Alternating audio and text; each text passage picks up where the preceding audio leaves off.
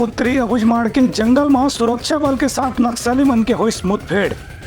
Police अधिकारी मन बताई आवे कि 5 जन नक्सली के मौत होए हवे और 2 जन जवान मन घायल हवे। कांकेर और नारायणपुर जिला के बीच में उत्तर अबुझमाड़ क्षेत्र में माओवादी मन के सुरक्षा बल के साथ में मुठभेड़ लगातार जारी है।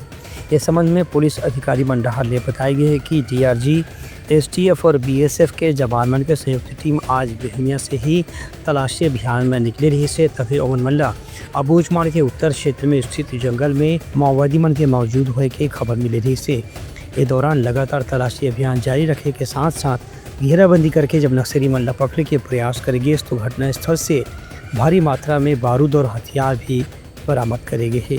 पुलिस मुठभेड़ में ये 2 जवान मन के घायलों की भी जानकारी मिले है। उन्हें सुरक्षा बल मंडहार ने ऐसे दावा करेंगे है कि 5 माओवादी मन में मारे गए हैं। बस्तर संभाग के नारायणपुर जिला के उत्तरी अबुझमाड़ इलाका में माओवादी मन के मौजूद होने के बाद BSF, special task force, STF और डिस्ट्रिक्ट रिजर्व गार्ड डीआरजी के जवान मन अभी भी मुठभेड़ में शामिल हैं।